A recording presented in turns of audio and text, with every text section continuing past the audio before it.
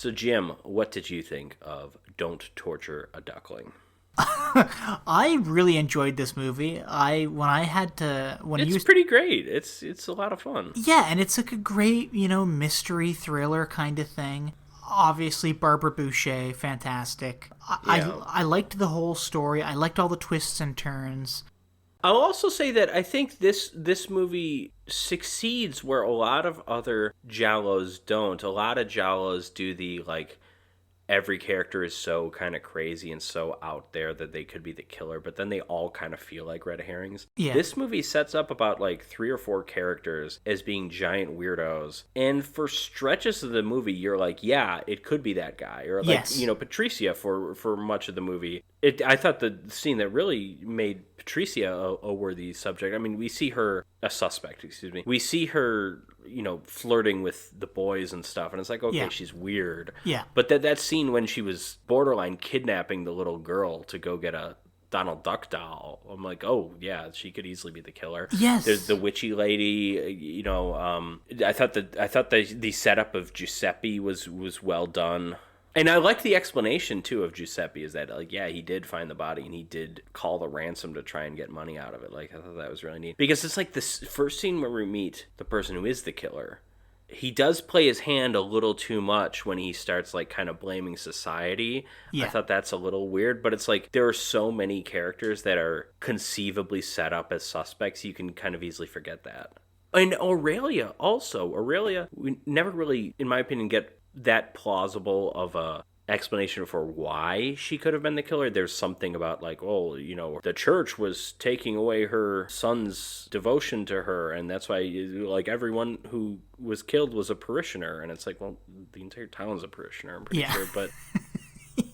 But also, like, remember she did the anonymous phone call that got the cops to track down Marciana. Was she trying to get the cops off of her? Like, that could have been something too. Yeah, and even it's a well done. It's a better mystery film than most of the really good giallos I've seen. I love giallos. A lot of them are really good, really great horror movies. A lot of them are bad mystery films. This one is one of the better mystery films, I think. Yeah, this one just kind of delivers. It's firing on all cylinders. I don't think, again, I think the whole kind of way that they wind up being drawn to the priest's house is a little suspect. I mean, it doesn't. That's really the make only. sense. That's and it's unfortunate too that it's the title. But the stuff with the beheaded dolls and the Donald Duck doll is the stuff that really doesn't work that well, in my opinion.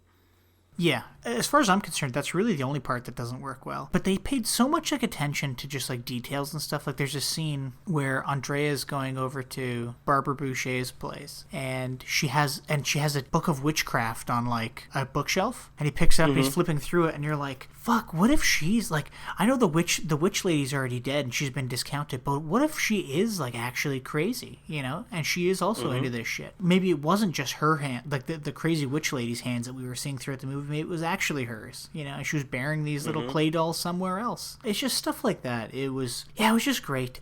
I'll also say for the killer, the person we eventually realize is the killer, they're clearly trying to communicate something as well about Catholicism in the church. Lucio Fulci, by the way, was Catholic, was a devoted Catholic, so it's not like he was like a lapsed person. So the church is a bunch of hypocrites or whatever. Like, but the film is clearly saying something. And I will say, as far as giallo killer's motivation, I might even say better than most.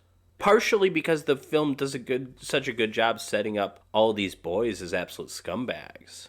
Yes, and that is where the film did a really, really good job, because you do have to kind of hate these kids, because none of these kids are very likable. Like, I remember watching it and thinking... No, none of them. Absolutely none of them. Yeah, that's true. I know, and I was like, when I was watching it like a couple weeks ago, I was like, oh, these kids are like, I wouldn't want to hang out with any of these kids if I was their age. They're also not main characters. The film opens as if they will be. Mm-hmm.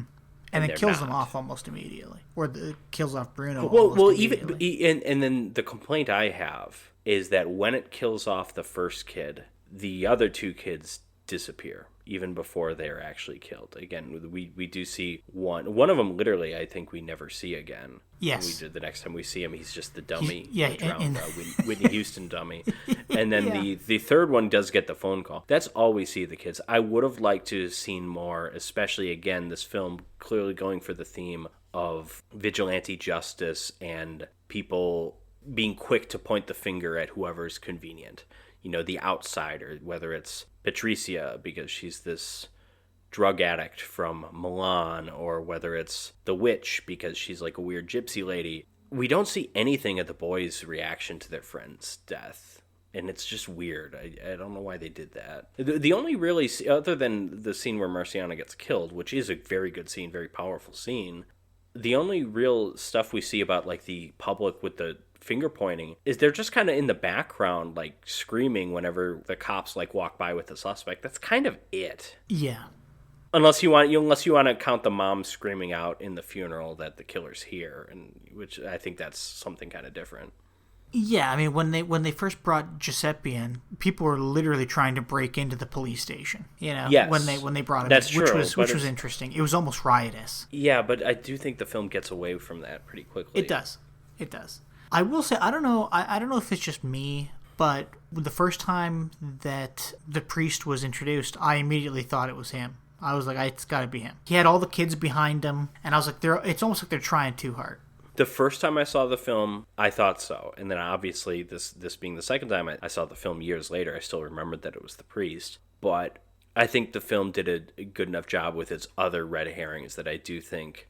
Because yes, the priest overplayed his hand when he's talking to Andrea, and he's talking about how, you know, society's to blame. Society's corrupt, and it does these things and stuff. It's like, okay, he sounds like a guy that's just like, fuck the world, you know.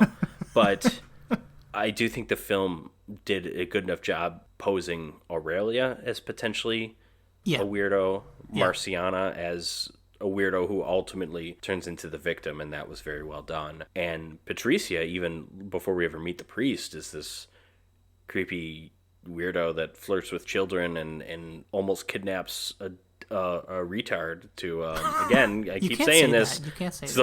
It's the film's word, not mine. The girl's own brother calls her a retard. I see where you're coming from, and I can't say I disagree, because the first time I saw the movie, I agreed with you, but I do think the movie does a little bit of a better job kind of misdirecting you from that. Did you also think it was kind of like an interesting opening when we saw the witchy woman digging up her deformed baby's bone? Yeah, that. But you had was the baby truly deformed? Well, they said that it was deformed and that it didn't live long, and that having a deformed baby was a sign of the devil, because like her uncle was gonna like fuck the devil out of her or something. Anyways, that's yeah. We didn't need more of the uncle, but I did feel that the movie, when we did meet him, played him as too normal given what we eventually learned about him. That's true. I agree. Yeah. We didn't need more of that character, but yeah, he kind of got off pretty easy when at the end of the movie it's like, that guy was probably a bigger monster than the priest. Yeah. I did think it was interesting though at the beginning when she's digging up her dead baby, and you have this like brand new Italian winding freeway in the background. Mm-hmm. Cutting through the countryside, and this beautiful, gorgeous Italian setting. Countryside. And then all the kids, they're all kind of like running around the freeway and stuff like that. And is there something trying to be said about modernity on this ancient landscape? Absolutely. Patricia is the modern woman too, yes. And she's not in terms of how she's dressed. She's from Milan. She's, you know, drugs are, I mean, they're not, but you can imagine a conservative Italian society would view drugs as something that are, like, new. Mm-hmm. Yeah, it was just, I don't know. Yeah, I just thought it was interesting. Even when, what's-her-face, the witch was killed and she died on the edge of the freeway. Marciana. But even, like, when she died, all the cars driving past were full of modern-looking Italian families with, like, modern clothes and stuff. And nobody in the movie, like, everybody looks, like, a little outdated in this Italian village, you know? And that's definitely intentionally so. Yes, for sure. Yeah. It's like the world because is passing them by. Patricia stand out. You know, nothing bad can happen in this quaint Italian village, but, you know, with modernity comes this freeway, and with this freeway comes bad women. With this freeway, comes new problems of the new world, but it turns out and modernity, obviously, is what Don Alberto's fighting against when he kills these, because it's that the modern world is what's corrupting them. That's exactly It's the modern world of sex and you know, making fun of gypsies and that kind of stuff is what is what these kids need to be protected They've been making fun of against. gypsies for thousands of years. Well, we've been having sex for even longer. Yeah. But Yeah. it's a good movie. I don't think it's perfect. I think, like I said, the movie doesn't fully hit its mark with some of its themes, but the themes are good. And about the, in some ways, kind of outdatedness maybe of the church. We haven't really talked about that, but that's definitely a theme going on. Modernity versus traditionalism. Mm-hmm.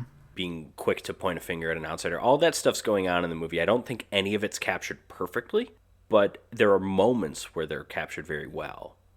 Yeah, one of the best examples of traditional versus the modern is when the police release Marciana. They're like, okay, justice has been carried out. We have come to find that she's not guilty. She's just somebody who we thought was involved and wasn't. And then you have the traditional form of punishment, the traditional police force, if you will, of the village, of the community. These men just went out and beat somebody to death. Mm-hmm. You know, that it was just kind of really interesting to see that as well. We're the police. We are this symbol of modern society. She's not guilty. Oh, well, we're the people of this town, and we feel like she's guilty. And this is how we handled things in the past, you know? Mm-hmm. Yeah, and then even with her baby as well, you know, there was talk amongst the police when they were there. They were like, well, it's a shame, you know, today, you know, if she hadn't been living off the grid in these kind of traditional ways, she would have given birth at a hospital, and they would have, you know, realized that her baby was deformed or mentally challenged or whatever, and it probably still could have been alive, and she wouldn't have gone extra crazy thinking that she had devil spawn, or that she had given birth to devil spawn anyways, and had to bury it on a fucking mountaintop. Yeah, interesting stuff.